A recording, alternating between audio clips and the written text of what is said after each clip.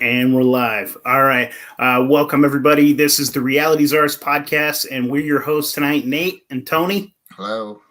And we got an awesome guest on today. We have Konspiracy Kyle. And I just recently found him, and I've been kind of eating up his episodes. They're really fucking cool, man. I like your style.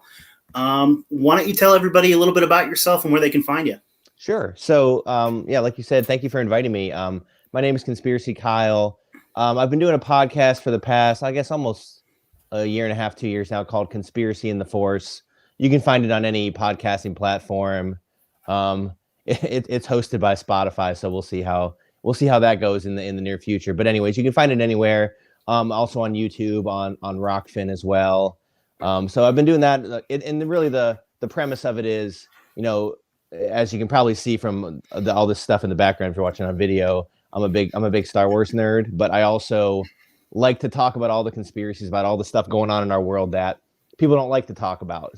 And I found a lot of really good parallels between something I love in Star Wars and things that are going on in our world. So I kind of like to mash those two things together, and it kind of makes it, at least I think it's kind of fun and entertaining way to kind of disseminate some of this information by using, things from pop culture to kind of bridge that gap. So I've been doing that podcast. I also wrote a book recently called Intergalactic Totalitarianism, which talks about some elements I talk about in the podcast, but really about in Star Wars, the Empire. How did it get to be? Like, right? How did this totalitarian government come to be? And it kind of shows all the steps that got to that place, and also shows a lot of parallels from our world. How how did Nazi Germany take over? How did the Soviet Union take over? I mean, even right now, I think there's a, globalist, whatever you want to call it, going on behind the scenes that is also totalitarianism, but it's a little bit more metaphorical. You don't see it on its face like you see right with like Nazi Germany things. So I kind of put all those parallels and show how Star Wars really lays out all the steps of how that happened. So anyways, book's available on Amazon and Kindle, and finishing up the audiobook now. So it was a really fun experience. I love doing it. I love talking about this stuff. And, thank you guys for having me on. I'm really excited for it. Absolutely, man. What I really like about your show too is that, like, especially in the beginning, because I started from like episode 1, I've been like eating them up this way. They were nice and short and succinct. They were just like, bam. They were just like, here's an idea. And it's also really approachable. Right. And unfortunately, like fellow nerds like myself, they're a bunch of libtards. A lot of them are fucking like Bernie Sanderites, like lefty kind of fucking wannabe socialists, like unfuckable trolls, unfortunately. Yes. And unfortunately that makes them lean left. I'll tell you what, if you go on Twitter and like go to like the official Star Wars page and look up the people who are commenting or liking and go to their profiles, you will find every pronoun, you will find every hashtag for every agenda. I mean, you're right. It's been, the nerd kind of culture has been completely co-opted by people with these seriously left-leaning agendas. And I mean, I understand you can put some of your politics in there, and that's fine or whatever, but when you're beating people over the head with it, and it kind of takes you out of the movies and shows and stuff just because you blatantly see this stuff, it's kind of bullshit. It kind of sucks, man. Yeah, but I'm hoping that this is a giant fucking red pill for the nerd community. I hope so too. I hope so too, because it's kind of weird. I've kind of heard things from both angles, right? There's a lot of people that are into the nerd stuff. They're like, I don't want anything to do with the conspiracy stuff. Then also on the conspiracy side, people are like, oh my God, Star Wars, Disney, and I don't want any part of that garbage, right? So it's like it's a very fine line. Like, I know the audience is already kind of a niche within a niche, so I kind of already expected that. But yeah, it's I'm happy for the people that are willing to kind of take both of those things and blend it together. And like you said, hopefully I can get some more of the nerds just to think about this stuff a little bit, because you don't have to fully go down all the rabbit holes that we do, but it's like just question just question like one more thing than you did yesterday, and you're on your way. Well, Star Wars is so big too. It's might be the most, like, it might be the closest thing we do have to like a national religion. Like, we know the characters, we know the story, we know the language. Like, it unifies people in a way that I don't know what else does. Right. And there's a lot for everybody, right? There's a lot for every generation. That's why every generation obviously doesn't love all of it, but there's something for everybody. There's, the older fans, love the original stuff. There's the prequels, there's the newer stuff that's coming out. There is a little bit for everybody. And that's why I love doing the podcast, because there's always something to talk about. There's always some kind of parallel between that and our world, just like you said, because it's so vast. It's so huge, and it's so internationally done. And I try to bring up some things on there that, maybe people that are into Star Wars may not even know, right? Like things from, animated series or comics or novels and stuff, just because there's a lot of really good stuff in there. And you're right. It is kind of a unifying thing, right? Like, when you go to when I went to the movie, 6-7 years ago to see Episode 7 when it came out, I mean, nobody in that theater cared about what anybody else's pronouns were or who they were going to vote for in the next year. It was just a great time. People laughing, people cheering, people clapping. It's like a great kind of communal type event, even like at the, the conventions and stuff where you see people walking around, in costumes, everybody just loving it. It's a good escape from reality, but there's also a community aspect of it as well. That like you're saying, it's a thing that brings a lot of people together. Yeah, man, it's fucking neat, and I've always wanted to go to something like that. I've never been to Comic-Con or whatever, and I've always wanted to go. Myself, I'm a huge Trekkie, man, and I really want to meet William Shatner. That's like my fucking goal in life, but I don't think it's ever going to be possible from now on because I don't have my MAGA jab. So yeah, right. Yeah, I think the big Star Wars thing is out in Anaheim this year too, and like I don't even. Who knows? They're probably going to cancel it because of the new Technocron, whatever variant that's come out or whatever they want to call it. But it's like, I don't even. Is there one? Is that the one that's like half AIDS? Is that what people are talking about? Yeah. AIDS Con is coming next. Yeah, that's what it's looking like. It is LA. Yeah, exactly. And like, luckily, all the Star Wars characters already have, the people cosplaying stuff will already have masks on because. No. What's going to happen is all the people will already be wearing their masks, but it would be like a Darth Vader mask, like with a mask over top of it. Mm-hmm. And as soon as I see that picture, I'm just going to log off the internet, throw my phone out the window, and go cry in a corner because it's gone too far. When they fucking yeah. So I'm curious a little bit about your politics, man.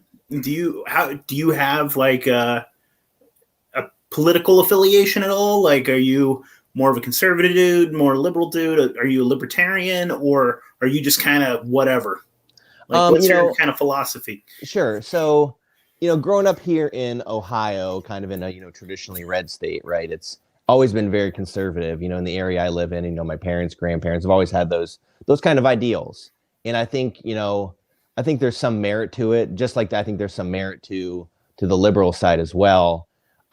So it was always just like, as soon as I was able to vote, it's like, hey, you go vote Republican, right? That's what you do. Just vote down the line. Boom, boom, boom, boom, boom, boom, boom. Those are our people. Those are the right people. And then you watch the Fox News, you see all that, like, oh, those people over there suck. Those people suck, and that's what I did for many years. And then once, 2, 3, 4 years ago, when I kind of started, critically thinking about this kind of stuff, I'm like, wait a second, why are the people that we like any better than those people? Because, George Bush and his cronies, Dick Cheney more prominently, got us into these, 20, 30-year wars. Millions of people died. Billions of our tax dollars were spent on just bullshit overseas that doesn't affect any of us. They just push fear and propaganda. I'm like, wait, like the guys that I was told to like are doing the same shit that we're blaming them for. Actually, in some cases more so.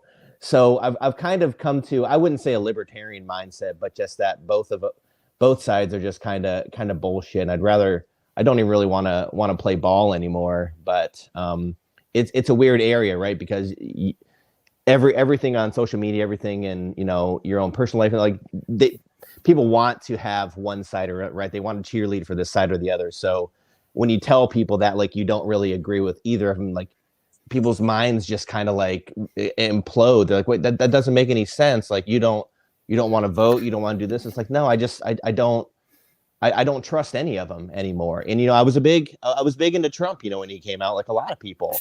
And not that I am a Trump hater now, but I just like, he's just another one. He's just another one. There's another one who lied to us. He helped get the rollout of the jab. which I don't agree with either. I mean, and there's just a lot. He fucking is campaigning about it. That's his fucking thing. Yeah, it's ridiculous. But you see people that still trust Trump like 100%, but also hate the jab 100%. They're having to do these mental backflips of why he's doing this stuff. It's like, oh well, it's all part of a giant plan. Like he really is against it, but he can't come out and say that. It's like, come on with this stuff. I can't play those games anymore. So I'm just kind of in a mode where I just like, I think they're just both kind of bullshit, and I don't know where the future leads. I mean, I know what's in control right now is worse than I think we've had in a while, but not that saying if it comes back to Trump in 2024, it's really going to be any better. It may look better to some people, but I don't really see a whole lot of change because it just goes back and forth. It'll be worse every time. It's way. Democrat, Republican since like 1930. It just goes back and forth. And whatever side wants to make changes, they do it for a few years, but then the other side repeals it, and then the other side repeals. It just goes back and forth, and nothing ever really gets better. Well, it's perfect for the authoritarians, man, because like it's really like the emperor is, I don't know who the fuck it is, but he's up there giggling, and he gives us a choice between dildo and turd sandwich. And that's all you have, man. It's fucking right or left, Coke or Pepsi. And they fundamentally, like where it counts and where it's the worst, they fucking govern the same. They just have a different aesthetic and a different appeal to their audience, and it's complete horseshit. Yeah, and they all say, and like, and I talk about a little bit in the book, it's like, just like you mentioned about the Emperor, like Palpatine, in Star Wars in the prequels, as he was kind of rising up the ranks in government, he just told everybody what they wanted to hear, right? He's there to help. He wants to end corruption. He wants to end all the political bureaucracy. He wants to make things better. He wants to help people. But they all say that. They all say that on the campaign trail, and it never ends up being any better. Like a lot of people right now are like, oh my God, Ron DeSantis in Florida, he's doing the greatest stuff and everything. It's like, but he's saying a lot of stuff, but make sure you write down all those things, because if he's running or gets elected or whatever, you're not going to see any of those things actually take root. It's all just theater. It's all just a giant circus. What's fascinating too, do you see the little infighting between him and Trump now? Yeah, what's going on with that? I think that I don't know, man. I think that a lot of people have become disenfranchised with Trump. I think that he made a lot of promises, and then his whole thing was, I'm a winner, and then he fucking lost. Mm-hmm. Now we can debate whether or not how whatever.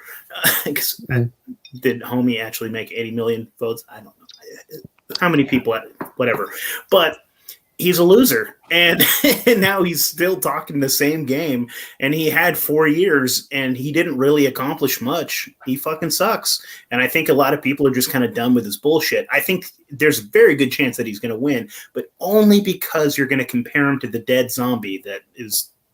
So again, it's dildo and turd sandwich. Yeah, and that's it. It's just a constant ping pong ball, right? And you hit it on the head earlier when you said like, about just the people above just laughing, haha, look at these fucking idiots. And like my buddy made a great analogy. He's like, you take a bunch of ants, right? If you put them in a jar, they're just gonna kind of wander around, whatever. But you shake that jar up, right? They're all just going like crazy, like. But they're not getting anywhere. They're still stuck in the jar. It's the person shaking the jar that's really the only one having any kind of impact. Everything else is just shouting into the void. Yeah, man. It's definitely, it's problem, reaction, solution. And I sometimes wonder who the fuck really is in charge. Do you think it's the World Economic Forum? Do you think or like, is it a gang of people? Like, I've been tying more and more of this into like the Black Cube and like Saturn cults and things like that, because you kind of see that whatever this is, and whether there's competing factions or not, like different, basically like rival gangs of elites, there seems to be like one religion that they have that's sacred to them, like, and it covers all religions, and it's kind of like it's a death cult. Yeah, they have the same, like, you can see the same like one eye kind of bullshit that they do, that like there is some weird Illuminati kind of fucking, there's some weird shit, man. yeah. And I think, and it's like, I think, like we want to put like names to these people, But I think at the end of the day, like we're really never going to know. Another kind of pop culture parallel to that is like if you look at like the Harry Potter franchise, it's about a secret world of witches and wizards. But the whole point of it is they don't ever want anybody outside of their world to know anything about them. Anything. Anytime any tiny thing happens, they have to like wipe this whole thing out and like do all these spells to like reverse it. And so I kind of consider that with like the Illuminati or Cabal, whatever you want to call it, is like these people are so secretive that we're probably never going to see them. I think we see all the front men, right? We see the Klaus Schwabs, we see the this and that, and that's why I always like laugh when people say like, "Oh my God, Biden is destroying everything." I'm like, Biden ain't doing shit. It's his boss's boss's boss. Like the trillion, whatever's above trillionaire is the people that are really telling him what to do. He's a puppet of that. At the very worst, should be in a retirement home. So what's fascinating is like I agree with you, man, and I think that the people that are in charge have no national. I don't think that they have any loyalties to any one country. I think that it's way bigger than that. Yeah. Like, they don't care if America fucking flushes down the toilet. Like they've used us as the soldier. Like we're the good fucking soldier of the world. They use us as an army basically. But I find it fascinating all the different things that's happening right now, like globally. Like they're trying to drum up war with us in Russia. They're trying to drum up war with us in China. And what do you think that they're like? What do you think's going on there? I think I think the war angle is just another distraction, right? And it's just to. And like you said, there could be many facets to this, right? It's about this cult-like mentality they have, but there's also a big facet of money too, right? War is money, and the more and more money they can get, I mean, they can never get enough, So the more and more they can have diverted towards them for military resources, this and that, it is great. And if you think about war, and this is kind of something I thought about recently. War in and of itself is like a depopulation agenda, right? Because you're 100%. Sending your youngest, kids, young, bright kids coming right out of high school, 18, 19, 20, 21 years old that are, fertile, could have kids, families in the future. You're sending them off to some wasteland to die. And, people from that country are dying as well. So there's a whole depopulation agenda to that as well. So it's like these things, and somebody told me that recently. He's like there's never just one agenda, right? There's so many things happening at once, which is why the whole C thing that's been going on since 2020 is so mind-boggling, just because it's things are happening on so many layers. And one thing I think is just kind of like creating confusion. Because if you think of war, like the fog of war, right? That's what like soldiers say, like there's this fog of war. It can be literal or it can be like metaphorical, where you're on a battlefield. Like you have no idea of knowing where bullets are coming from, where explosions are happening. You're just like, your adrenaline's pumping. You have no idea what's going on. And that can play to the enemy's advantage if you're on their turf. So it's kind of the same. It's kind of the same thing with that, is that, like I said, that the thing about the ants, right? They were all so confused that they could be doing A, B, C, D, E, F, G through Z, other agendas that we don't even have knowledge about. Yeah. Because they're telling us about this one or two thing. And like you see it in Star Wars, like you see it because like the Jedi are manipulated a lot by Palpatine as he's trying to come up in the ranks. But the same thing's happening. He has all the Jedi fighting a war, which is a fictitious war, which doesn't really matter. It's just a distraction. He has them fighting this war, so that's where their mindset is. They're really supposed to be like monks, right? Like thinking about everything, all the mysteries of the galaxy, and he had them like solely focused on war, and so he was able to do whatever else he wanted to do. Yeah, I mean, what I'm thinking about when you're saying that too is like the Jedi, specifically, it's what they do to us as well. It's like when you have all the young men in your society out there fighting, it corrupts your soul. You are actively killing, and you've turned yourself into like a weapon of war. Right. You've turned yourself into a weapon, and it corrupts the very being of your, I mean, if you have to turn it on for a minute to defend your household, that's one thing. But if you are like, the next 4 years, you are like, this is my enemy. I'm here to kill. I'm trained to kill, and then it also, think of a great way to like use resources, to use energy, all these, all this whole thing. It's just corrupting and evil. And the other thing I was thinking while you were saying that too, it's like, oh shit, I've lost my train of thought. But Emperor Palpatine, I don't know. He's a bad dude. I mean, yeah, like you said about just what it does to your soul. Like, in the book I wrote, one section is talking about like the traits of people who are like totalitarian authoritarians, like what kind of traits do they possess that like other people don't? And one of the biggest ones to be is basically just having no soul, right? Like look at the Clinton family, look at all these, the Bush family. In a heartbeat, they will send 1 million soldiers off to die for literally no reason, and I'm sure the Biden administration would love to as well, just to get focus off of their incompetence. They would have no qualms with doing the same kind of thing and like some of these traits, it's like we can't even comprehend that, and that's a difficult part, is when you can't really put yourself in that position. It's really hard to understand, because we all inherently have a conscience, right? Like we're not, people like us are never gonna have those thoughts cross their mind. We're not sociopaths, we're not psychopaths, but these people just have something else. And I think a lot of it is, probably, some mind control, child-based trauma, all this kind of stuff that they've been through or programmed. And it's sad to one extent, but also at the same time, it's fuck them also. So I've definitely heard about things like the elites and things like that they actually torture their kids sometimes. They actually like psychologically fuck them over.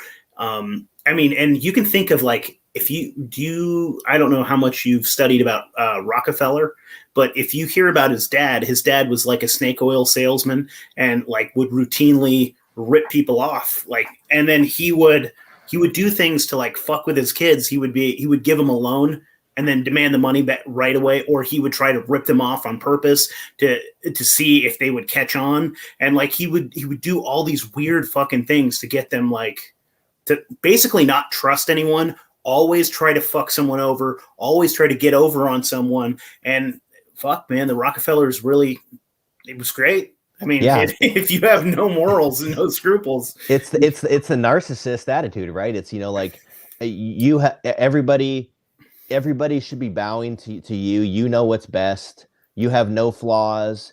The flaws you have in yourself, you project those on other people. And like this is generational. Like you said with the Rockefellers, that kind of narcissistic personality just goes down through generation and generation. And at an early age, if that's what you're fed, that's what you're constantly going through. It's like you're just constantly living in a Stockholm syndrome lifestyle. And I mean, for kids, that's terrible to have to think about that kind of stuff. Not to mention other kind of unspeakable acts that we all know happen as well. But the messing with a kid's mind at an impressionable age is, in my opinion, an unspeakable crime, because like you said, you have a 4-month-old. It's like there's something so pure about kids, right? It's like they just look around and like everything they see is awesome. They love it every day. Like they can watch Elmo, and it's like this is the greatest thing ever, right? And the fact that these kind of psychopaths want to mold that kind of brain into a weapon, basically, to be used for their purposes. That beautiful, that innocence is weakness. Like if you have no scruples, if you are just a fucking emotionless, weird, psychopathic reptilian monster, then you just see that as weakness, and you're like, I need to break them. And that's where the narcissism comes in, right? They're like, I can tell this person is just inherently a better person than me. I need to tear them down as much as possible. Just like the bully in high school. It's the same kind of mentality, but these people have millions and millions of dollars in influence over the whole world. So just exponentially. Well, and another thing too, and I've heard, like I knew someone who nannied millionaires, and she would talk about how much they're just raised by help. and you're growing up. Yeah, and it's like it doesn't even have like I don't know whether or not people fuck with their kids in that Rockefeller way. I'm sure some do. But I don't know how prevalent it is, but I think it's very prevalent that people are raised by people working. And you just develop that from an early age that you don't develop a human connection. Right. You sense that these people really don't care. It's their job. And it's also people and they also work for you when you're and then at one point when you were a kid, you start saying like, I can order this fucker around. Hey, yeah, I want another fucking sandwich. Get off your ass. Make me a sandwich, Juanita. Like, and then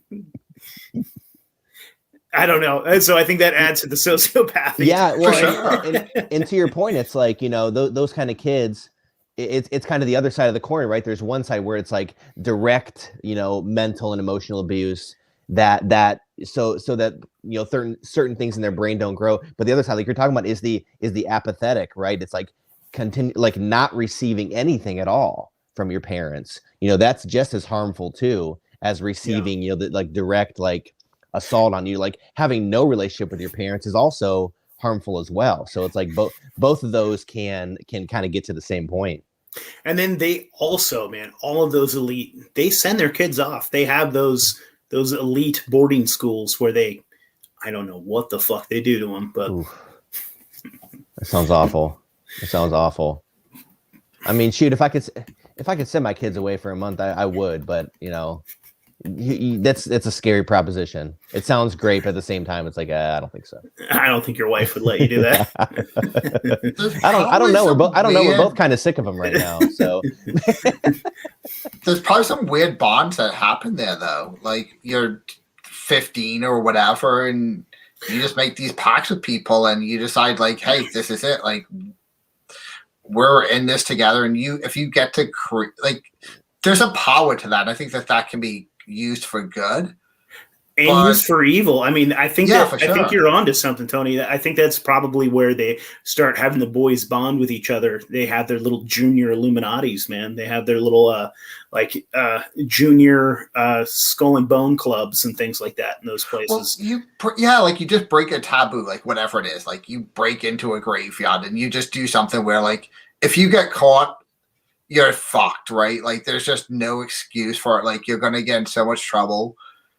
And you got that bond, like I can rat on you, you can rat on me, and we both know that. And we develop, and it's just something stupid at first, but then later on, you've already established that type of relationship, and you can do a lot worse shit.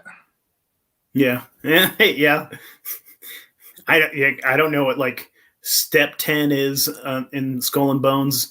I don't know if you have to like rape a maid or something terrible or something. You know, they might make you do something god awful. And I think it's more self-organized. I think it's not even like a formal thing. I think it's just people do this kind of stuff on their own. Like I have heard about like the one thing where like you have to lay inside of a coffin.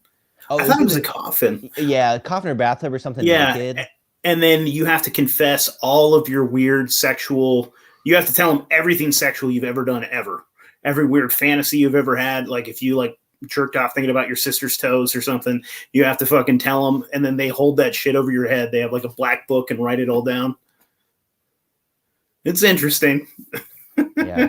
Yeah, and like that's the thing. Like some of that stuff, like the Skull and Bones stuff, like that's like it's documented, right? People have like openly talked about it. It's like when people say that's like, oh, that's a crazy conspiracy. It's like no, it's a fact. It's happened. There's documentation to prove it.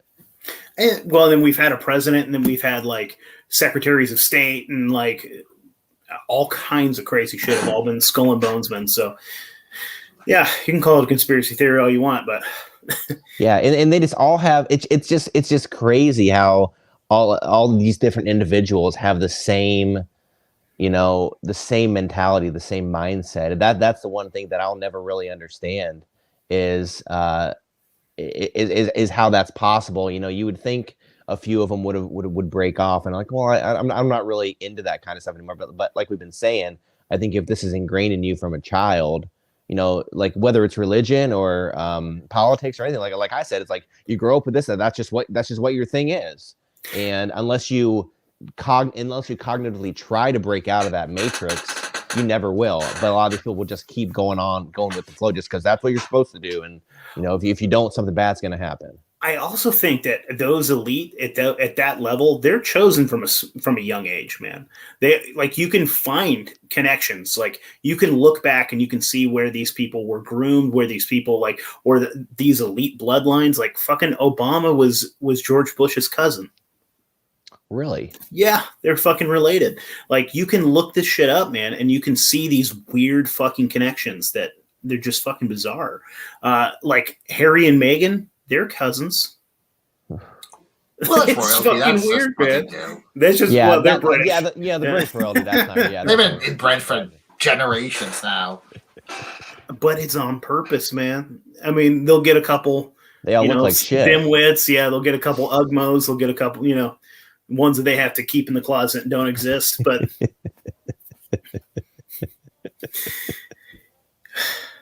some dark shit. So I remember what I was going to say. I'm trying. I better not forget it now. But what I was going to say was Emperor Palpatine, how he was keeping them at war is very similar to maybe why they would want us to be perpetually at war too, is because you have extra rights when it's wartime, right? They have extra powers. They have extra, they can do what the fuck they want, and that's what Emperor Palpatine had to do. And he was like, I'm doing this because I'm trying to protect us and get rid of those shitty Jedi.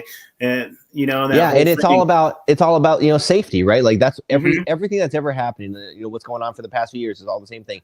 All these things we're doing, lockdowns, this, it's all for your safety. It's all to help you. That's the only reason. But like you said, I would consider what's been happening for the past few years just a state of continual war as well, in a different way, shape, or form. And it keeps morphing and changing, and it's never going to end. So one thing in one of the Star Wars novelizations of Revenge of the Sith, the last in the prequel trilogy, was that there was this, and this was something new to me after I read the novel. I never knew about this.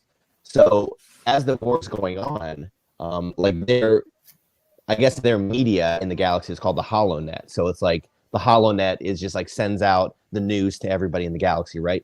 So the HoloNet kept pushing out propaganda saying, well, guess what? It's not going well. The Republic is still losing the battle. We're still having to fight. It's still ongoing. So that the fear just kept going on and on. So the people had the fear, the people fighting had the fear, and it kept that perpetual state of war going on. And like you said, it kept, and they specifically say it in the movie. Obi-Wan's Palpatine's been able to stay in power much longer than his term.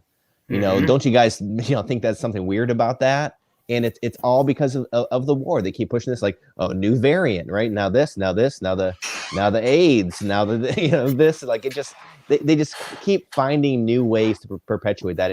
And I mean, if you look up the laws that we have for emergency powers for the U.S. presidents, it's very vague. It's very vague on how little or a lot of power they could wield with that. So who knows in the future if that's going to really be rolled out. I mean, there's been technically in the law, there's been a state of emergency ongoing since 9/11 for terrorism. Yeah, and people don't know that shit. None of those things got rolled back. None of them. Yeah. That's why they have those powers. Every president just renews it for another year and another year. And so everything, all those provisions of the Patriot Act, all that stuff, it just is continuing to be. So we're technically in a state of emergency, but like you said, people just think it's normal. People don't really realize that. It's just, you're living your everyday lives. You're playing on your phones. You're just no.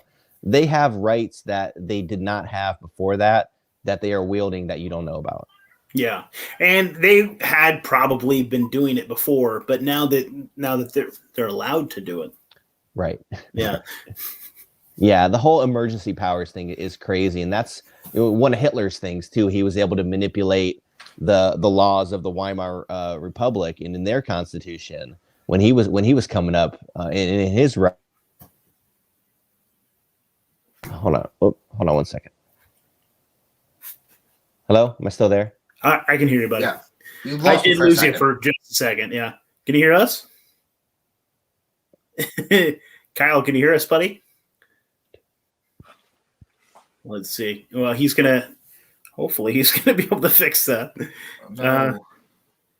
Live radio, man. The force is not with us. Well, that's some interesting stuff, dude. His book is really interesting. I've only read a tiny bit of it, but I hardly ever have time. Oh, here we go. Oh, hey, sorry about that. Yeah. No worries, man. Trying to remember where I was going with that. Weimar Republic.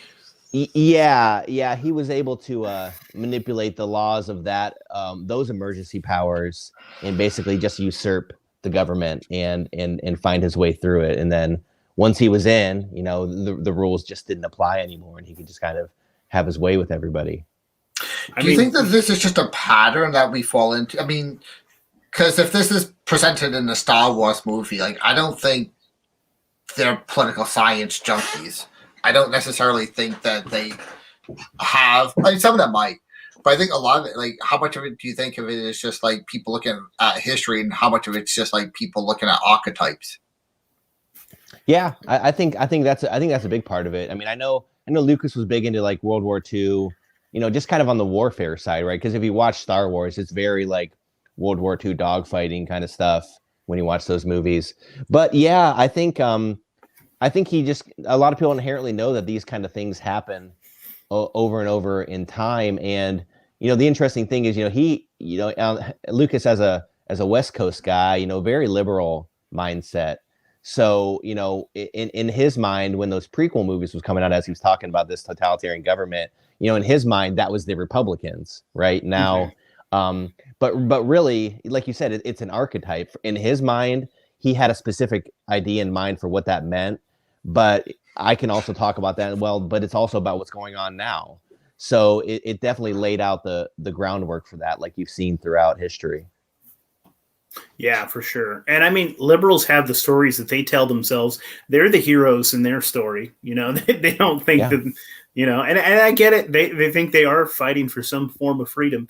They just think that they can also, like, part of that freedom is that they can enforce it on us.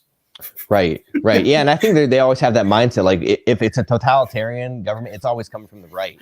I mean, I think even in Germany, right, Hitler was technically on the right in their political spectrum too. So people just kind of think that, well, if it's coming from the left, it's not not that. It's not that. But you have to really think about it critically, and it happens differently. And what's happening in our world right now is different than when Bush was doing it. But I would say that they're both wielding authoritarian tactics on all of us. When you were talking about how what's his name, the Emperor Palpatine was holding on to power for longer because of this, that, and the other, it made me think of Xi Jinping. He's president for life now. Yeah, He put himself on the level with Mao. Yeah, and it's pretty fascinating. Yeah, and Palpatine literally said after he kind of after he basically declared the Jedi the enemies of the state. And he says, basically, if the Jedis are going to turn on us, we need to completely revamp our government. And that's what he said. He's like, what we need to do is just elect a single sovereign for life. Like, that's the solution to the political fuckery, is electing one asshole to rule us for the rest of their natural life. And guess what? I think that should be me. It's ironic how that works out. Well, I feel like it's the logical consequences of politics in general, though. Just like, I see a problem, I can fix it. Just give me more power. Okay, I need a little bit more power. Okay, there's another problem that I see. You know what I mean? So just follow that road down there, and eventually it just I want all the power, and I'll make everything just fine. It's like when my son says, like, "Hey, I want a snack." I'm like, "Yeah, you can have that snack, but first, can you clean up your toys?" Okay, clean up. Okay, I'll give you the snack, but first, can you pick up all those books? But also, can you do this? So, like, even in that, like, I can have the power grab myself in a very micro scale. So you can, so you scale that up and kind of see how these people in their own minds, a lot of times, I think they see us as children. Right. They see us as children that they need to guide, they need to shepherd, and they may also think that they are truly doing the right thing, because like they all like the saying goes, it's like every end of, in every movie, like, the villain is the hero in their own story, but the movie shades it a certain way. Like, right, like when Darth Vader comes on the screen, you hear the music. Oh, he's the bad guy, right? You see that, but it's like in his mind, he's following the Emperor. He's trying to create order in the galaxy. Yeah, I think that would have been a little bit because I think I heard you on somebody else's podcast, and you were talking about how in the Star Wars world, I need to slow down sometimes when I speak. Everything is so black and white. There's good and bad. And so in a weird way, it's like it's hard to put that in this world because there is no just good or bad. You said in one of the other books they started like exploring maybe like kind of the gray, like some of the Jedis were like more anti-heroes. And I think that's why people like anti-heroes more because dude, fuck Superman. You know what I mean? Yeah. Like if you're too altruistic, like you're a bitch. I don't believe you. You're like, I don't trust you. Right. You know what I mean? It's like when somebody's too nice, I'm like, this guy talks shit. Or this guy diddles kids or something. There's something wrong with him. Why is he too fucking nice? I don't like that. Yeah. I mean, that's why people gravitate towards like, Tony Soprano, Walter White, those kind Wolverine, of guys. Yeah. Technically in the world they live in, they're not doing the right thing, but honestly, like if they're doing things that the government doesn't agree in, are they really that bad, in your mind? But yeah, it's people like that. They like that kind of aspect. Well, Han Solo. Look at Han Solo. He fucking robs, he steals, he kills, but he's still a good guy. He has the good motivations, but he's still a bastard. Yeah, but I will say, yeah, in one of the Star Wars movies, they kind of show a little bit of that gray area. I mean, there's Jedi component as well, as far as people that don't choose to align with either side, and they can use the Force and kind of do whatever they want, but they don't have to align to like a extreme, almost religious spectrum, right? The Sith or the Jedi. They're just like, I can use the Force for what I think I should use it for, and I'm just going to go with that, not have to believe in a doctrine, but. In one of the movies, what was it? Rogue One, which came out a few years ago. Yeah, that was a good one. I thought that was one of the most well done ones they've done in the past few years. But like, it's basically like what happened right before that first movie. When they steal the Death Star plans. But one of the characters in it, he's a rebel spy, and he's talking to another fellow rebel spy, trying to get information about stuff going on.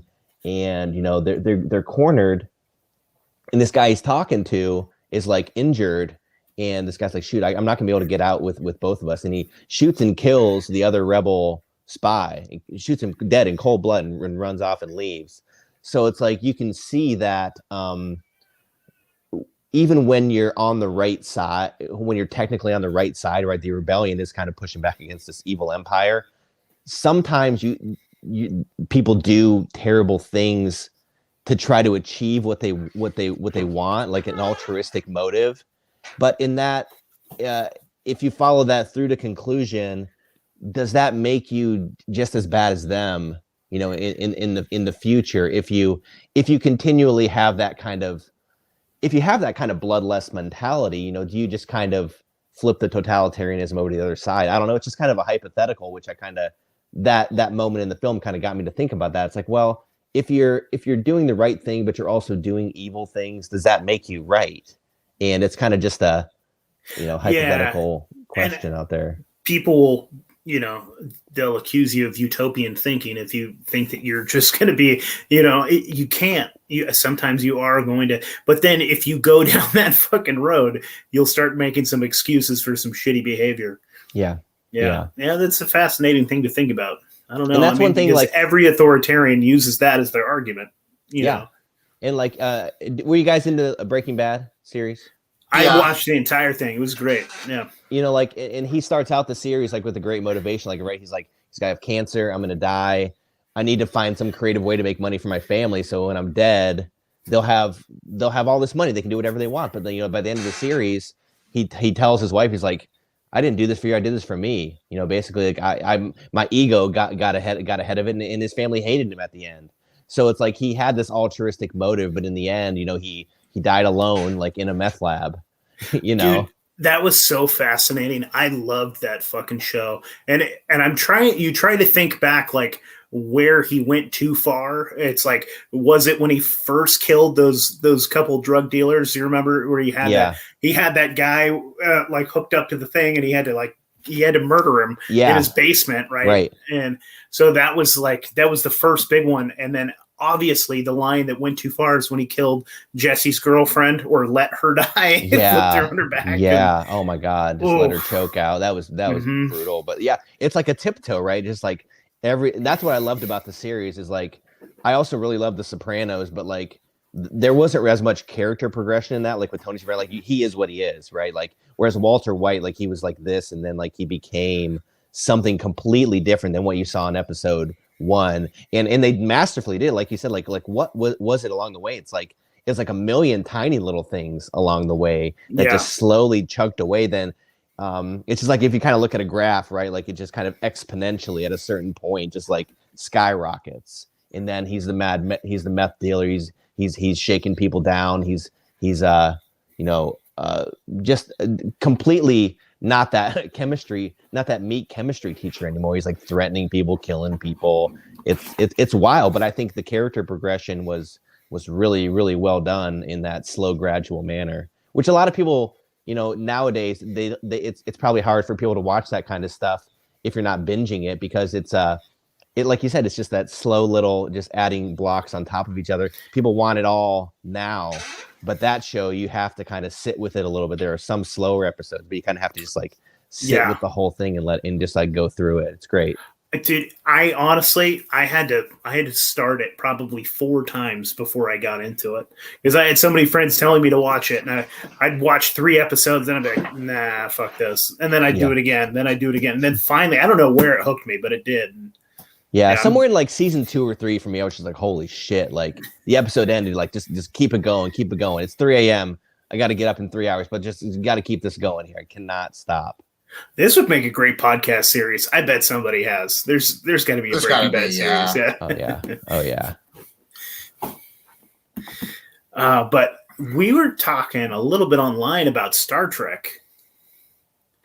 I think you should really watch Deep Space Nine, man. So, okay, everybody's telling me Next Generation is the way to go. The Next Generation's fantastic. And arguably maybe the best of the series. It really depends, and people will shit on Deep Space Nine. Real Trekkies love Deep Space Nine. It's fucking fantastic, man. It probably ventured more into like politics and religion, and that's why people don't like it. Mm-hmm. But it touched those things, and that's why I found it so interesting, because it touches real Orthodox religious people, and then it touches like authoritarian, and it touches like it was really, I think that they must have been talking about like Israel and Palestine in it, like that must have been the allegories that they were using, and then they had these like rebellions rise up within the Federation and things like that, and dude, it's just so fucking fascinating. You got a little one yelling? Oh, I thought someone was just talking. They're fine. Oh, okay. Well, let me ask you this. So, if I were to watch the Next Generation, well, the Next Generation is really just kind of like its own story, right? You don't have to have known anything from anything before. It's not just really, kind of a whole new crew, right? So, Is it the same with Deep Space Nine, or is there some overlap there? So there is some overlap there, because the Next Generation came before Deep Space Nine, but it also is supposed to be kind of happening simultaneously in a weird way, because a lot of the things like will touch on each other a little bit. But if you're going for like chronological, like you might want to watch, because you're going to be introduced to those characters first, because a lot of them are characters from the Next Generation. Okay. Yeah. Now, let me ask you this. The one question I've had, and I honestly have not delved too much into Star Trek, but I want to. It was always like back in the day, it was always like the right versus left thing, right? It's like, oh, if you like Star Wars, you can't like Star Trek. But now she's like, who cares? Like, oh, it's all fun. It's all fun and games. So I want to get into it. One question I have for you is, I've heard a few different opinions about this, but like the Federation itself, right? Like the ruling body. Mm-hmm. Do you consider that to be kind of like a totalitarian / utopian society? Or utilitarian, and it can, because it's a government, it can touch into totalitarianism, but not really. So like it's almost like the United Nations in a way, which is kind of terrible, right?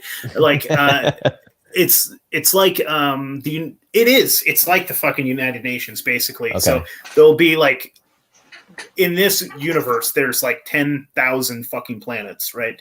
And so all of these people that are sentient, that there's a prime directive, like you're not supposed to like interact with or interfere with another like civilization unless they're on par with your level. Like if they've achieved warp, which is like traveling at light speed, then you're allowed to communicate or interact or something like that. So among all of those communities, they have it's basically like a peace alliance, but they're not in charge of those other planets. So interesting, because if you just went into a time machine, went back 20,000 years ago, you'd meet other humans that were the same as us. The technology wouldn't be there, right? So it's like, how do you make that judgment on whether or not someone's on par with you civilization wise? Right. Yeah, you have to make a line. Yeah, and I mean, that's what, the classic people say. As soon as we were able to split the atom and we had nuclear power, that's when the aliens were like, oh, fuck, we got to talk to them. We got to make them chill out. Like, look, stupid, you're going to destroy your whole planet. Yeah, I definitely want to get into it, because I know there's a lot of good stuff in there. I'm sure I have a big learning curve, but oh dude, it's great. And honestly, man, if you're gonna start at the fucking beginning, man. I loved the original series. I fucking loved it. Spock was great. That's when George Takei wasn't such a fucking bitch. He was great as Sulu. He's such a fucking insufferable bastard now. Him and Mark Hamill both on Twitter. Like, please, I need them to be banned. Hamill. I'm just so sick of seeing it. It's like, I get you don't like Trump, really? Wow, that's really surprising from the last 35,000 tweets. Well, you said so stunning, Trump. So brave, yeah. so brave. It's like he's out. He's out of office now, right? He can't hurt you anymore. Like, show us on the doll, show us on the Luke Skywalker doll where Trump hurt you. Get the fuck over it. Yeah, it's so tiresome, man. I mean, like, at some point I couldn't even make Trump jokes anymore because it was like, yeah, and it's the same thing with Biden. Unfortunately, he's just such a dumb dead doll up there. It's like, I don't even want to make fun of him. Like, it feels like it's like it's elder abuse at this point, right? They need to just get him in a home. But man, the original fucking series was so fucking fantastic, dude. Yeah. Like, because so many concepts were explored for the first time. Like, you'll see sci-fi, you'll see weird like all of these concepts you'll catch in the original series, because and dude, William Shatner was the goddamn man, dude. Captain Kirk, dude, he was so fantastic. I don't know how many alien babes he banged, but it was so ridiculous. There'd be like some woman that was all blue and she'd have like a swish on her head or something. And they would you could not make that fucking series now. It's so goddamn sexist and like weird and rapey. And then he's just like, he looks at her and he gets all fucking intense. She looks at him and they play this weird fucking sexy music. And then they go off and disappear for a second. And he fucked her. And it's just, dude, it's fantastic. I think it had the first interracial kiss in it. It did, yeah. Yeah. Absolutely. That was that Sulu he kissed no, I thought it was Kirk. Was it Kirk that kissed Uhura? Yeah. Okay. Yeah, it had the first I mean, it was really fucking progressive for its day. Like, it was fan-fucking-tastic. He had, Kirk had different prime directives as anybody else. Mm-hmm. His was to seed the galaxy. Does it have a hole? I'll fuck it. It was fucking crazy, dude. It's interesting to think about what we like. How do I say it? Like, back in that day, like, people got power for like just reasons of sexual opportunity and whatnot, and it got like so much more official. Like, you couldn't imagine. Like, I haven't watched any of the new Star Trek at all, but like, you can't imagine like Picard like just fucking people. Like, it's not professional enough, right? Like, it's. Well, so Picard didn't fuck anybody, but number two, his right hand man, he was slaying Tang all day long. Really? Like that, yeah. It's like an ongoing joke that like Riker is his name. Riker's just slaying puss all the time. There's some fantastic memes now. Like, someone's got to do it. I mean, yeah, man, Kirk you got to get around. in it. Yeah, I got to get into this. Just for this conversation here. I'm definitely, man, but it's like an overwhelming thing, right? It's like, hundreds of episodes. That's what I keep telling myself. I'm like, my God, it's a lot. It's a lot. I'm rewatching Deep Space Nine right now, but I only do it if I'm bottle feeding the boy. Like if my wife has sleep, I'm 2 a.m. I'm turning on Deep Space Nine. I'm just doing the bottle, and he watches it with me, and it's great. Good. Yeah. So you can do like a little thing, and you can just slowly eat at it. And man, you're going to like that it's going to take you so long, because like once you're in it, it's fucking great. You don't want it to end. Yeah. So you can just enjoy it. I think I'll have to do that, because like people tell me about like, hey, have you watched this show or this show? It's like, no, I don't really care about your new Netflix show that every character has this asshole in it. I'm like, yeah. Fuck you! I'm not watching it. by season 2 or 3, like everybody's gay. Like, okay, I get it. That's fine. But it's like every one of them, every shows are the same. Like they just, the white male character. Oh, he's nice. Oh well, he's the villain by season 3, and he's raping everybody because he's a white male. It's terrible. So I'm like, yeah, I'm not really into any of these. So yeah, I'm just gonna have to go way back and watch some of this stuff where it wasn't pushing all this BS. No pronouns. There's no pronouns in Star Trek, so that's the key. Yeah, like it's funny. I feel like in some ways it was pushing a lot of it. It was just also doing it in a way that was entertaining. Yeah, that's not the key. All of it, not all of it, but like it wasn't as extreme. But that's I mean. And back then too, it was like the things that they were trying to progress towards were things that we'd all agree with, like actual equality, not equity. But actual equality. And at that time, there was actual issues with equality. Like, I think it was William Shatner. He fought and made sure that a Uhura check was the same as everybody else's. Things like that. Like, that. I like that. I'm totally fine with that, But it's now just gone to 11, and now it's like anything fucking woke. It's like it instantly makes me hate you. So like, yeah. Like you can present all the information, right? But it's the way you do it, not telling you like if you do this way, you believe this thing, you're a fucking asshole. It's like present all the information out there and kind of let people, choose for themselves. So let's bust into your book a little bit, man. I started a little bit of it. I don't have time to read. I'm with you, man. It's like, working, doing a podcast, having kids. It's like, I want to read a lot. Like I have a lot of books that I have. Like, I have Star Wars books from like 25 years ago. I've never read one page of it ever. It's like, I really want to, but it's like, it is like muscle memory though. Like I did read all the prequel novels recently. It's like, once I started going, it just kind of like went, but it's like, then you stop and it's like, I just can't, it's hard to get into it at all sometimes. So what series are you into at all? Like, are you into any like fantasy novels too? Or are you just a strict Star Trek guy or Star Wars guy? Like, have you read any of like Brandon Sanderson's books or? Mm-mm. Oh man, there's no. Shit out there. I've read 1 or 2 of like the Game of Thrones books. Big into that.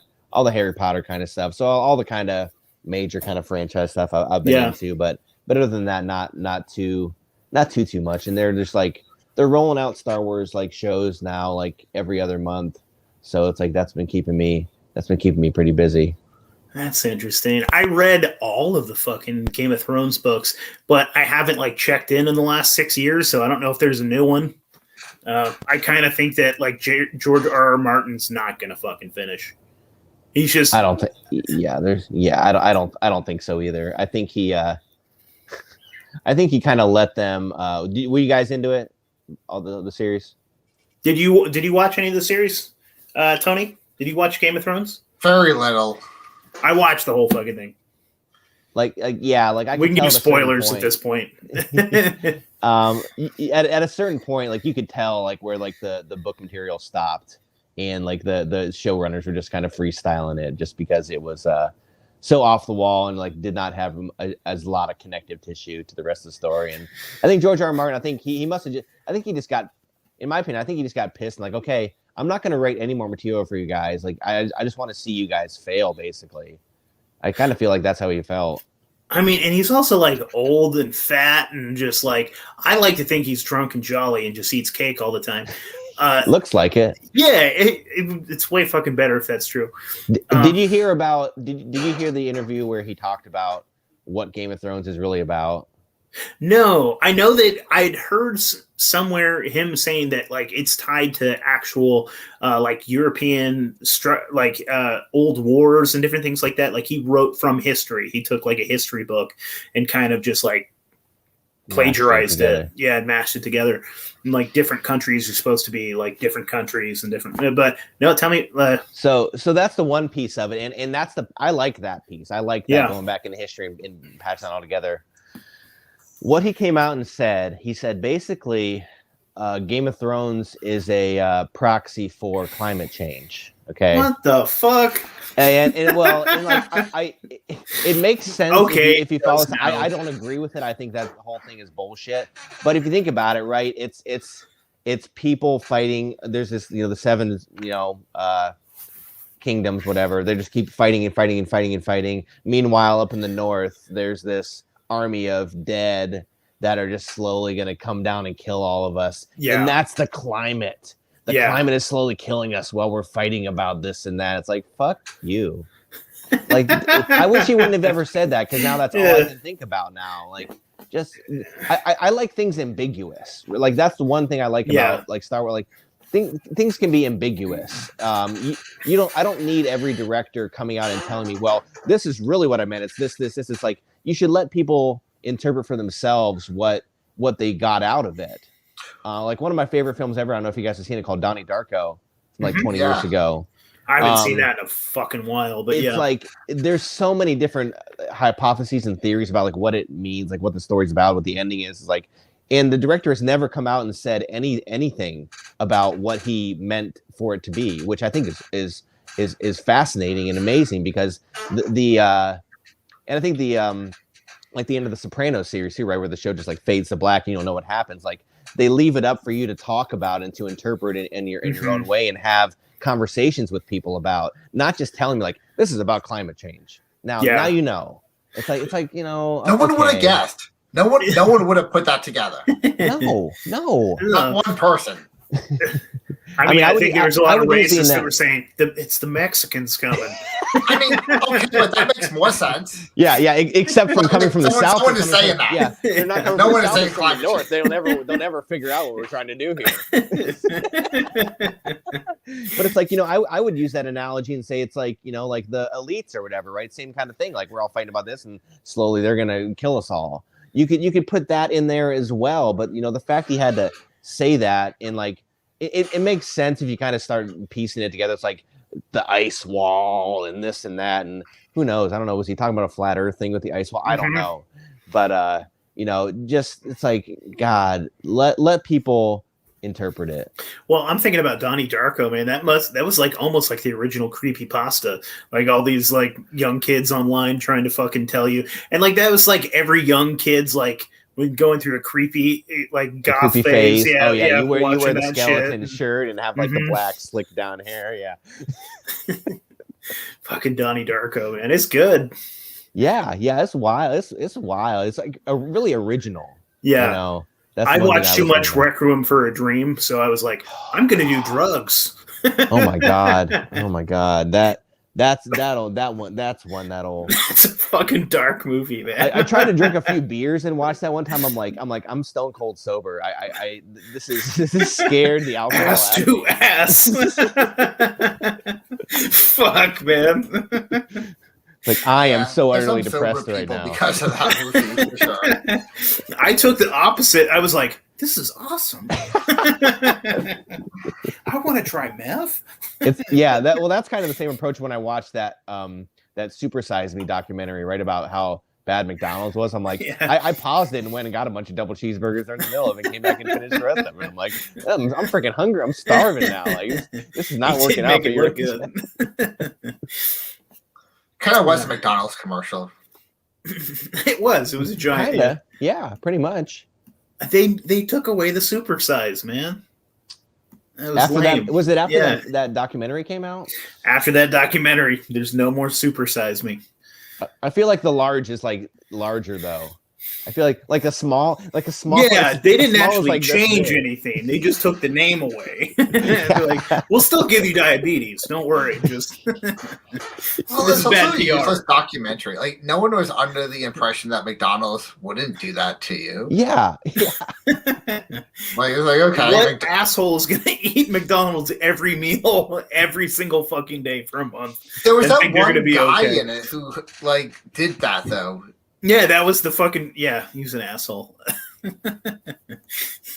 It's like, wow, eating like crap makes you depressed. Wow, this is news is something I never knew before. I watched some fucking documentary that was like trying to like they were talking about how like food deserts, if you're familiar with that concept. So they're talking about like a poor lower income people are like they are far away from supermarkets that carry good groceries. So like the only thing around them are like McDonald's or 7-Elevens. So they can get like taquitos and fucking hamburgers. And so they call it a food desert because you can't actually get like an apple. You can't get, this, that, and the other. And so, I mean, there's some truth to that, but especially, like these people would have to get on a bus to go, whatever, but. Right. And I mean, honestly, just in general, they price healthier food more than the cheaper food that's not as good for you. Right. So that's kind of a whole, issue in and of itself. They intentionally price those things to a certain way where, if you can't afford it, well, I'm just going to go to McDonald's then, and then. Well, that was one of the things, and it was fucked up, but it was like this Mexican family that sat there and like, I did not know that McDonald's was bad for me. I thought this was okay. And they're like, why would they send me food that is not okay? And like him and his whole fucking family had diabetes, and it was like, and they were trying to like, you're a victim. I'm like, shut the fuck up. Like, you actually are retarded then. Like, go to the field, go pick beans. You fucking idiot. Like, if you were, I did not know that.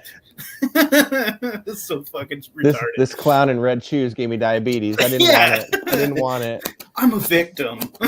Oh my god. What? When you were talking, that was the other thing. So when we were talking about how he gave away, like he basically said, like this is about climate change. It made me think about why can't I think of their names right now? Zukowski sisters. You know what I'm talking about? The ones Matrix. Yeah. Like they didn't have to fucking say it was a trans allegory. It was like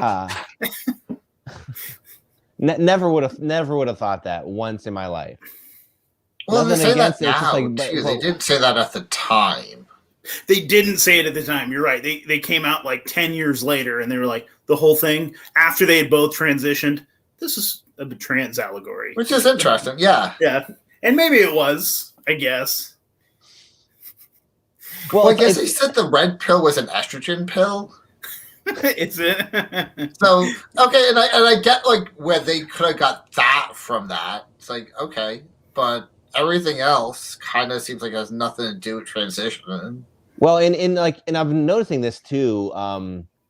Some of these directors and stuff, I think they're picking up that conspiracy people or like conservative people are starting to get these messages out of the films. Right, like the other one is like the movie They Live from the 80s, where it's like you put on the goggles and then you see everybody's like reptilian crazy people. He's like, no, that has nothing to do with like a cabal or crazy. It has to do with something completely different. So the question is like, is it like damage control? Is it like the elite damage control at this point? Like the whole, I mean, the red pill thing. I mean, that's the whole thing everybody always says, right? It's like you're red pilled, you see this, you see that. It's like, do they want to like invert that? Which we know they invert everything. They invert what's good is what's bad is what's good.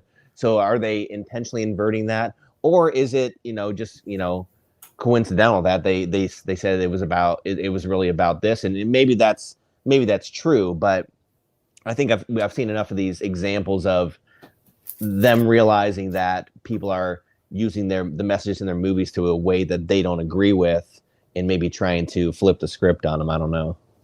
Well, like you said, it's all the same formulas that people are using, and people who are more left wing inclined, they see it one way, and then they don't want to see it the other way.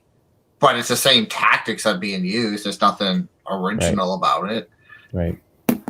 Yeah, and some of those things I think too are, like you said, it's damage control, because a lot of times, dude, what I see is like revelation of the method. Like Yeah. I think a lot of times they put these things out there because they kind of have to, in a weird like karmic way. Mhm. Like they have to tell us a little bit what they're doing, and Yeah, and like I think about stuff like if you've seen any like the crazy symbolism that have been like in like the Super Bowl halftime shows and stuff, there's a lot of really weird stuff going on. And I was trying to tell some people about it the other day about there's just some weird symbology and stuff. Like there's pyramids and there's like Roman, like Egyptian, like there's some weird stuff that they're doing there. They're like, well, but who cares? Like it doesn't affect my life. I'm like, okay, true. That does make it does not affect your life. But I'm just trying to say that these people are using an event that everybody's watching and putting on the show out there that's not even real. They may not even really be for us. It's more for them. Like you're saying, like it's some kind of ritual or thing that we don't really understand. Like we're only seeing it on this level. There it's on this level, and like people were just like, what are you talking about? I'm like, okay, this is just the wrong audience for this kind of conversation. Well, see, that's when it all, like I said, it all ties back to like some like Saturnian cult. Like you start seeing all of those same symbolisms that have been tied together from almost every single ancient religion. You can find this black cube kind of nonsense, and you can see those pyramids, you can see the obelisks, you can see all these like, they're all death cults. It's really fascinating. I'm having William Ramsey on here pretty soon to go deep in his book, man. I'm really excited to talk to him. Yeah, that'll be good. I love him. He's great. Yeah, he's fucking brilliant, man. And that book is crazy. Yeah, he's really fucking, especially that particular topic. I'm super stoked to talk about. Oh, yeah. Well, I do have to sign off here in a few minutes, guys. Totally, brother. I've had an absolute blast. We'll have to do this again. Thank you. Anytime, man. Yeah, you are always welcome. What's your favorite Star Wars movie? What's my That's favorite a hard question. Yeah, what do you got? Yeah, it's a hard one. I would have to probably say Empire Strikes Back, just because there's so much deep philosophy in there that you don't always see kind of in fantasy kind of sci-fi stuff. I mean, just the whole scene where Luke, went into that cave and he fought that shadowy Darth Vader and realized that, if he, because Yoda told him, he's like, the Force is for, knowledge and defense. You don't use it to attack. Like, that's not what we do. And he used it to attack. And then he realized that the head in Darth Vader's suit was him. He's like, that will be you if you go down that path. And it was like a deep, like, I was a kid when I saw it. I'm like, holy crap, this is fucking terrifying. But then, like, as an adult, you're like, man, that's deeply symbolic, because then later in the movie, he fails. And the whole movie is about people that make the wrong decisions and do the wrong things and end up in a bad situation, which was pretty groundbreaking, I would say, for like any kind of movie sequel, because a lot of movie sequels you see are just like a carbon copy of the first one, right? There's another baddie, they defeat the baddie. But the stuff with Yoda, the stuff about Yoda lifts the X-Wing out of the swamp and Luke's like, I don't believe it. And Yoda's like, yeah, that's why you fail, because you don't believe it. Like, there's just some really simple but very deep things in that movie that I just really have always resonated with me. And just like the color palette, right? Like when Luke is fighting Darth Vader in that carbon chamber, like this, like there's like really cool color schemes and stuff. And one thing I really love about that movie, there's several different parts throughout that movie where, like the music is always great in Star Wars. The music is incredible. I consider the music as like a character in the movie. It keeps it moving along. Like if you take that out, it's not the same movie. And there's several scenes in that movie where they wrote music for it, but decided to not have it in the final movie. And I think that's a fascinating choice, because a lot of movies you see, it's just like wall to wall music, like a Marvel movie, right? It's just like wall to wall music, that kind of stuff. But like they made some really great creative decisions, like when they were on. Sorry, this is a little bit long in the tooth. Answered your question here, but like when they were on Hoth, right, and then the snow planet at the beginning, most of that was without any music. If you watch it, and that gives you like an isolating feeling because they're hiding out on this snow planet. They're trying to escape. If you have music, it makes it more like an action kind of theme to it. But like they are they're in a wilderness. They basically are bare bones. They've been chased throughout the galaxy. They're getting their ass kicked, and that adds to the and it's such a contrast to what you saw at the end of the movie right before, right? They destroyed the Death Star, right? Everything's going great. It's like, well, no, that doesn't always happen in this world. Like that government is not just going to roll over and say, okay, well, you guys won. Like, no, we're going to come after you harder and harder and harder and harder. Now we know you're a real threat. So I think that movie was just great because it showed the characters actually had to go through tough situations, which I think some of the newer Star Wars movies, like the sequel trilogy, I don't really feel like a lot of characters went through a lot of metamorphosis, I guess is kind of what I'm going with, like in their characters, having to actually go through and deal with strife and have to deal with really, really crazy issues. Because then you see it pay off, you see it pay off in Return of the Jedi. But it's a dark movie, but it's also like a really good movie too, just all around. Hell yeah, man. This is Kyle. This is why I love your show. You fucking dude. You've actually changed my mind in a lot of ways about Star Wars. So I haven't watched Star Wars since I've been woke. You know what I mean? I watched it as a kid, and I thought it was cool, the action, this, that, and the other. But I always just thought it was kind of, elementary sort of, and I love Star Trek more. Yeah. And you've made me think a lot more about it. So I'm gonna go back and watch Star Wars. I hope that you go back and watch Star Trek. Yeah, I hope I have this. I hope I have the same kind of awakening with the Star Trek. I'm really looking forward. I'm putting that on my list. I'm doing it. I'm doing it this year. I'm gonna start going down that rabbit hole, and who knows? Maybe by the end of this, I'll be burning all this shit behind me. if you find something like let's talk Star Trek, man. If you go into it and you find some shit, let's do another one. So absolutely. Thank you, Kyle. Do you want to do some last minute plugs? Tell everybody again where they can find you. Tell them about your book. We will include everything in the links as well. So sure. Yeah. So again, the podcast is called Konspiracy in the Force. You can find it anywhere on any podcast platform. I have videos up on the rockfin.com platform as well, and also on YouTube. I think my second strike came off, so hopefully videos I have coming out soon won't get me banned, but you guys know how it goes. It'll hit you at some point. So that's where you can find me on Twitter and Instagram at conspiracy_Kyle, and it's conspiracy with a K. I think that's helped me not be censored for some reason, because that got through the algorithm somehow. I don't know. But and then the book is called Intergalactic Totalitarianism. You can find it on Amazon. The guy who drew the art, I love it. I wanted something very simple. It's just the Death Star destroying Earth. So you can check that out on Amazon. There's a Kindle version as well. And I'm almost done with the audiobook piece of it, because you can't do a podcast, write a book, and not have an audio version of the book.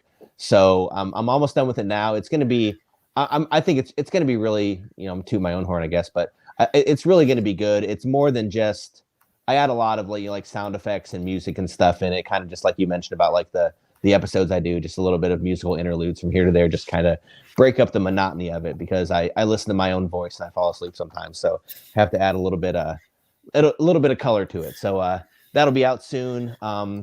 Thank you guys again so much. This has been great, and next time we'll be going down the Star Trek rabbit hole. Sounds good, brother. All right, thanks. All right. Thanks a lot. Yeah.